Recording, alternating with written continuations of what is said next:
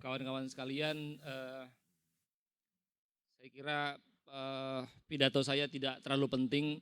Yang lebih penting sebetulnya adalah nyanyian Mbak Reda yang sudah ada di belakang, yang kita tunggu bersama-sama alunan lagunya. Jadi izinkan saya untuk tidak berpanjang kata. Saya kira apa yang saya siapkan sebagai pidato kebudayaan atau apapun namanya bisa diikuti dari PowerPoint yang saya bikin.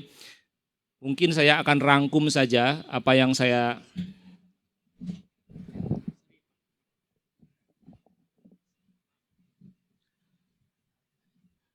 akan merangkum saja apa yang ingin saya sampaikan malam ini dalam pidato 5-10 menit yang mudah-mudahan hakikatnya bisa kita tangkap. Semula saya menyiapkan pidato ini dengan judul kritik otokritik, kenyataan atau salah paham terhadap pers Indonesia. Saya kira saya harus mengenalkan diri dulu. Saya Aris Zulkifli, saya wartawan Tempo, pernah jadi pemimpin redaksi dan sekarang adalah Direktur Utama Tempo Media Group. Media yang sedang dibicarakan karena dianggap memfitnah Menteri Badan Usaha Milik Negara.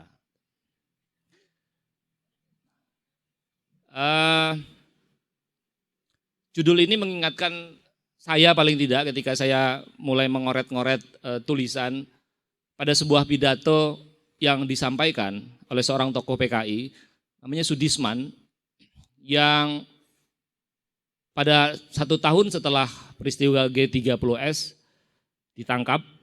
Sudisman adalah seorang, jabatannya adalah Sekretaris Jenderal Partai Komunis Indonesia, ketuanya kita tahu adalah DN Aidit.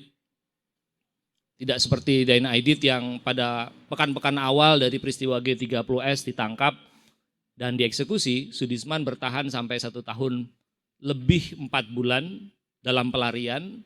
Lalu pada Desember 1966 dia ditangkap. Sudisman diperiksa 17 kali selama 700 jam, menghuni sel kecil.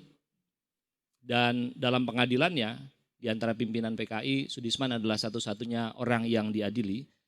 Dia tidak membela dirinya, tapi dia mengkritik partai yang dia pimpin. Judul pidatonya adalah kritik otokritik terhadap apa yang disebut dengan peristiwa G30S. Saya bukan Sudisman dan pers Indonesia bukanlah partai terlarang. Tapi saya ingin menyampaikan kritik otokritik terhadap praktek jurnalisme di Indonesia belakangan ini. Kawan-kawan sekalian, kita tahu pers dan wartawan sebetulnya adalah sebuah profesi dan sosok yang berjalan di dalam lorong yang sempit. Bayangkan sebuah lorong yang kiri kanannya dibatasi oleh tembok yang tinggi dan wartawan itu bekerja dalam sebuah lorong yang sempit tadi. Tembok di sebelah kiri adalah konstitusi kita yang menyebutkan bahwa publik atau masyarakat atau kita semua itu punya hak untuk tahu. Atau dalam bahasa Inggris dikenal dengan public right to know atau people right to know. Itu dicatatkan di dalam konstitusi kita. Dan kemudian diturunkan dalam 2 undang-undang, yaitu Undang-Undang Pers nomor 40 tahun 99 dan Undang-Undang Kebebasan Informasi Publik atau KIP. Yang intinya sekali lagi adalah pemberian mandat negara lewat konstitusi dan 2 undang-undang agar hak publik untuk tahu itu dipenuhi. Apa yang disebut dengan hak publik untuk tahu tentu saja adalah segala sesuatu menyangkut mereka, menyangkut publik sebagai warga negara dan menyangkut publik sebagai pembayar pajak atas pengetahuan yang mereka butuhkan sebagai publik. Misalnya bagaimana penanganan COVID-19 di Indonesia, bagaimana cara bikin SIM, apakah kalau kita membawa barang melebihi kilogram yang ditentukan naik pesawat, kita didenda atau ditangkap dan seterusnya, itu adalah hak publik untuk tahu. Dan karena publik tidak punya kemampuan untuk mengetahui itu semua, maka wewenang atau mandat untuk memenuhi hak publik untuk tahu itu diberikan kepada wartawan. Dengan demikian, wartawan sebetulnya menjalankan sebuah tugas yang sangat mulia, yaitu memenuhi hak publik untuk tahu tadi. Betapapun wartawan mengemban sebuah mandat yang sangat penting, wartawan nggak bisa petantang petenteng, wartawan tidak bisa sewenang-wenang. Di tembok yang lain, dalam lorong yang sempit tadi, dia dibatasi oleh apa yang kita kenal sebagai kode etik jurnalistik. Di dalam aturan yang saya sebut tadi, diatur dengan sangat detail apa yang bisa, boleh, dan apa yang tidak bisa dan tidak boleh dilakukan wartawan dalam lorong yang sempit tadi. Misalnya salah satu yang terpenting adalah wartawan Indonesia harus bersikap independen. Ini adalah sebuah kata yang barangkali terkesan klise hari-hari ini, tapi itu adalah esensi dari kerja jurnalistik. Wartawan misalnya harus independen dari pemerintah. Dia tidak boleh menelan begitu saja informasi dari pemerintah, dia harus bersikap kritis dan seterusnya. Itu adalah pengertian yang umum dari independen. Tapi lebih jauh dari itu, independen juga berarti dia harus independen dari perusahaan tempat dia bekerja, dari organisasi tempat dia bermukim, dari pemimpin redaksi, dari pemimpin perusahaan, bahkan lebih jauh lagi dia harus independen dari dirinya sendiri. Anda bayangkan kalau Anda bekerja sebagai wartawan, lalu Anda menulis, lalu pemimpin redaksi atasan bos Anda yang paling tinggi mengatakan, Anda nggak boleh menulis ini dan Anda tidak boleh menulis itu. Padahal itu sesuatu yang penting yang harus dipenuhi oleh wartawan sebagai pemegang mandat hak publik untuk tahu tadi. Nah, ketika ada larangan seperti itu, meskipun itu dilakukan oleh medianya sendiri, maka media atau wartawan itu tidak independen. Dan lebih jauh lagi, si wartawan bisa tidak independen dari dirinya sendiri, yaitu manakala produk jurnalistik yang dia buat dipengaruhi atau dipenuhi oleh wasangka yang berasal dari dirinya, dari si wartawan. Jadi sebuah newsroom yang baik, sebuah redaksi pemberitaan yang baik adalah sebuah organisasi yang bisa mengeliminasi atau berupaya mengeliminasi segala bentuk intervensi terhadap kerja jurnalistik itu.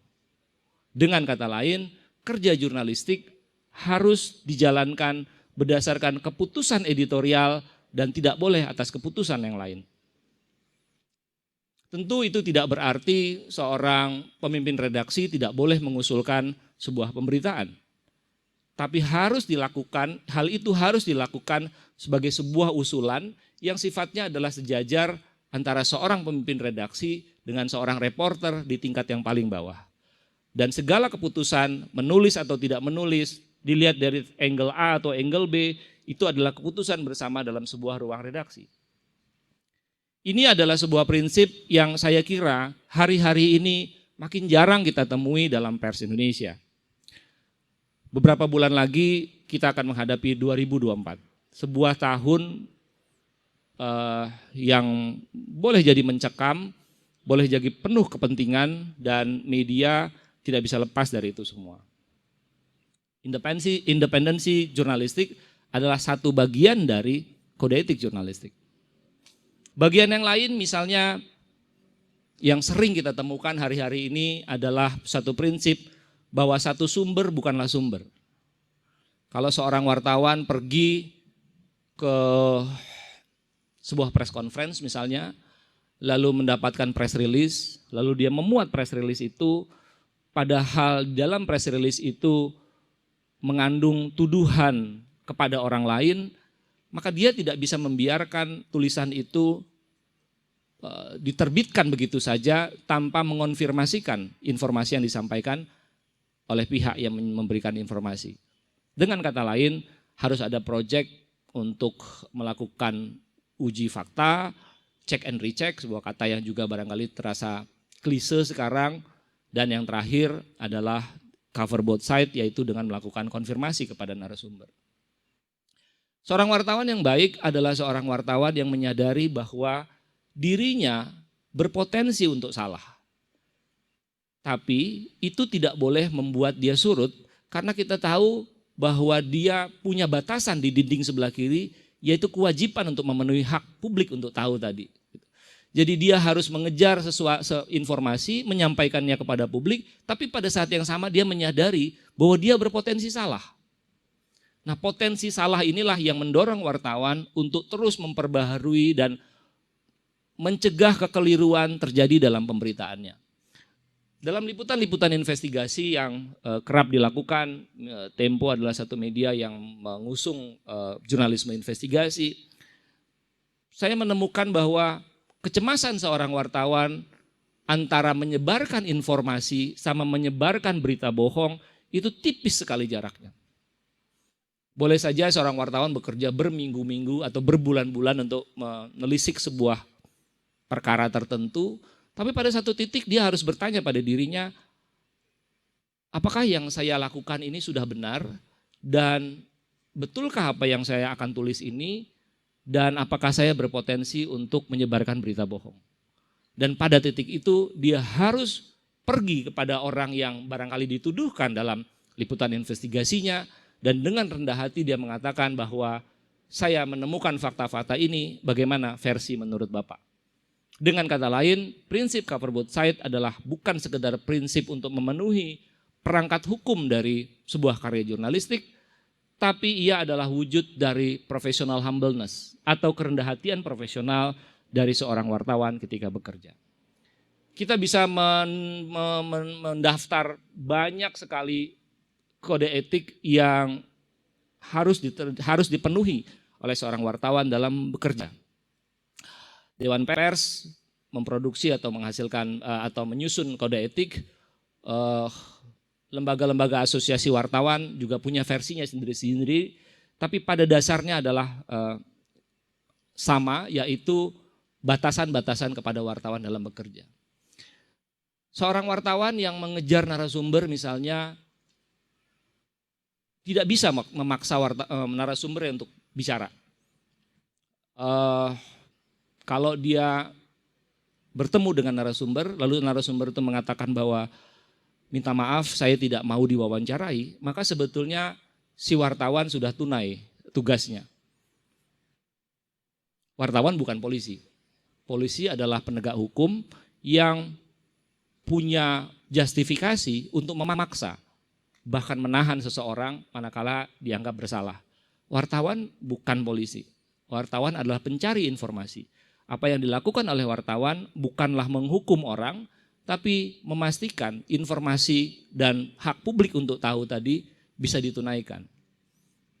Saya kira hal-hal semacam ini yang kerap kali jadi persoalan karena saya menemukan masih banyak wartawan yang belum memahami esensi dari kerja jurnalistik. Seorang wartawan misalnya sering sekali kita dengar dituntut untuk bersikap netral, apalagi menjelang pemilu. Netralitas dalam dunia jurnalistik sebetulnya kalau menurut saya adalah ilusi. Sesuatu yang diangan-angan yang gak akan pernah bisa tercapai. Jurnalisme tidak mewajibkan seorang wartawan untuk netral dalam pengertian berada di tengah terus dalam sebuah kecamuk. Wartawan bisa mengambil sikap. Netralitas wartawan bisa tidak terjadi ketika dia harus berpihak pada orang kecil, dia harus berpihak pada keadilan, dia harus berpihak kepada mereka yang dipinggirkan. Kalau hari ini kita berkumpul di sini ada seorang wartawan yang datang, lalu di ujung sebelah sana barangkali ada pertandingan sepak bola dan wartawan itu harus memilih apakah dia harus menulis acara ini atau acara sepak bola di ujung sana, maka sebetulnya dia sedang tidak netral. Dengan kata lain, netralitas adalah ilusi. Apa yang dibutuhkan oleh seorang wartawan untuk menjaga produknya? Dua hal, yaitu yang saya sebutkan pertama tadi independensi, dan yang kedua adalah objektivitas. Objektivitas yang saya maksud adalah si wartawan ketika menulis dan menyebarkan informasinya harus menyampaikan fakta yang dia lihat sendiri.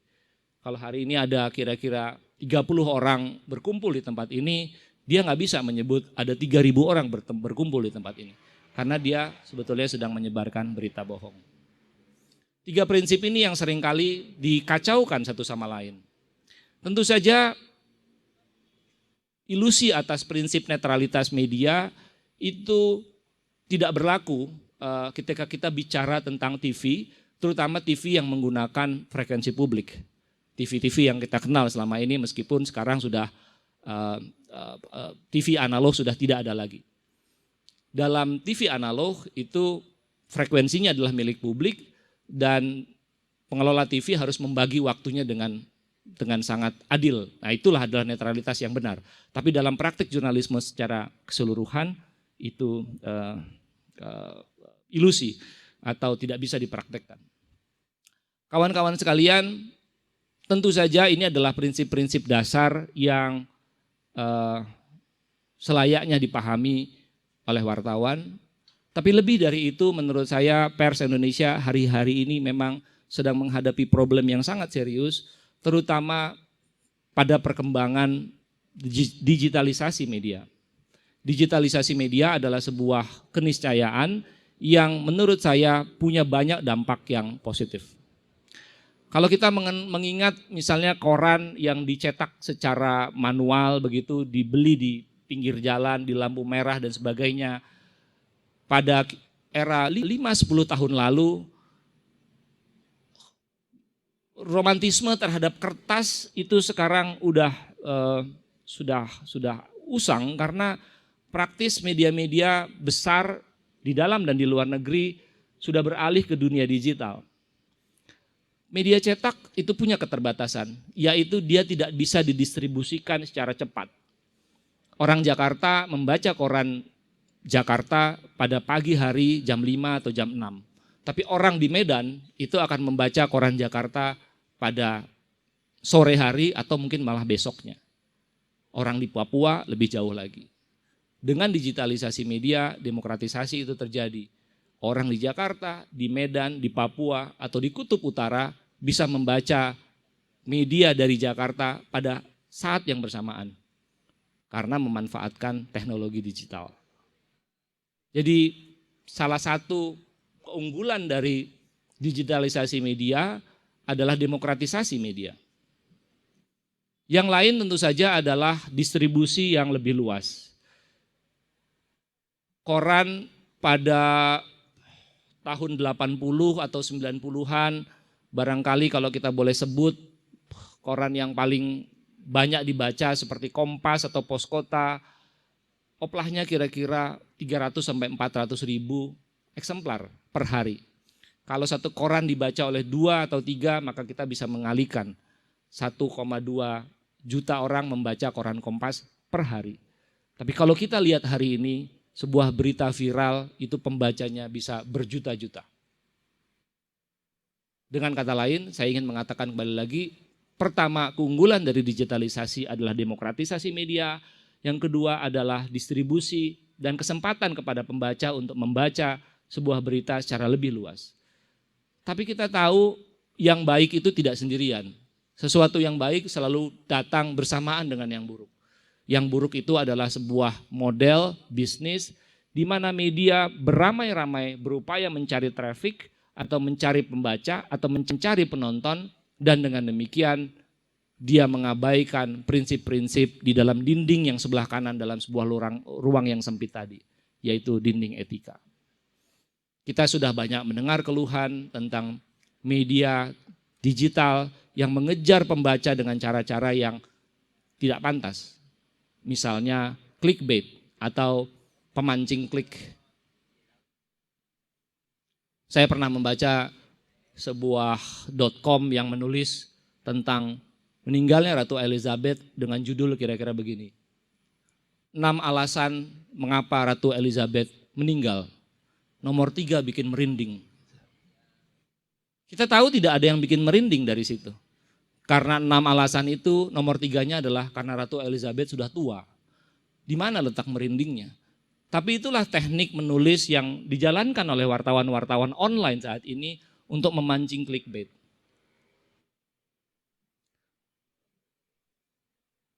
Model-model pelanggaran seperti ini sekarang sudah jadi lazim. Ketika memediasikan media yang dilaporkan oleh masyarakat dalam sebuah ruang mediasi di Dewan Pers, saya sering sekali mengkritik media yang menulis dengan cara ini. Subhanallah, PSSI akhirnya menang gitu. Jadi kalau PSSI itu menang, nggak usah bawa-bawa Allah gitu. Biarkan saja dia menang, sampaikan saja faktanya. Tapi saya dengan cepat disergah oleh wartawan-wartawan muda sebagai wartawan yang kolot.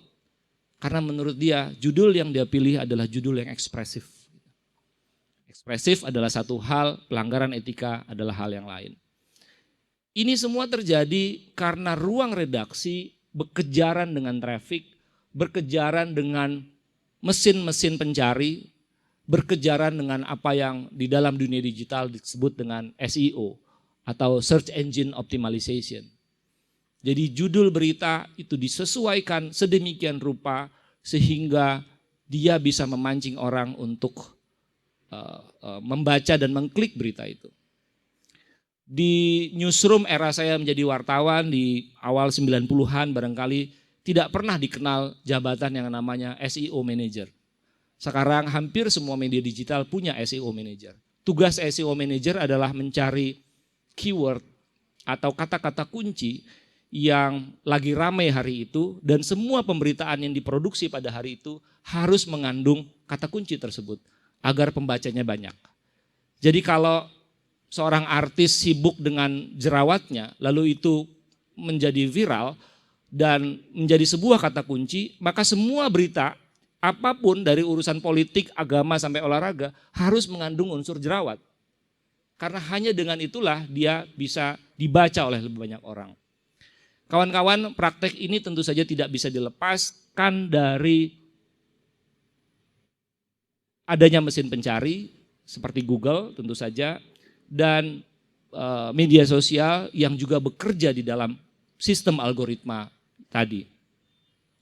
Inilah yang sekarang sedang diperjuangkan oleh sejumlah wartawan, juga Dewan Pers, juga pemerintah, agar ada posisi yang seimbang antara media dengan platform-platform digital yang saya sebut tadi.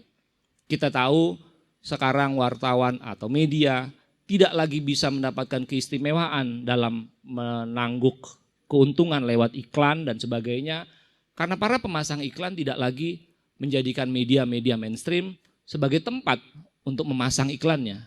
Yang lebih efektif adalah memasang iklan di platform digital.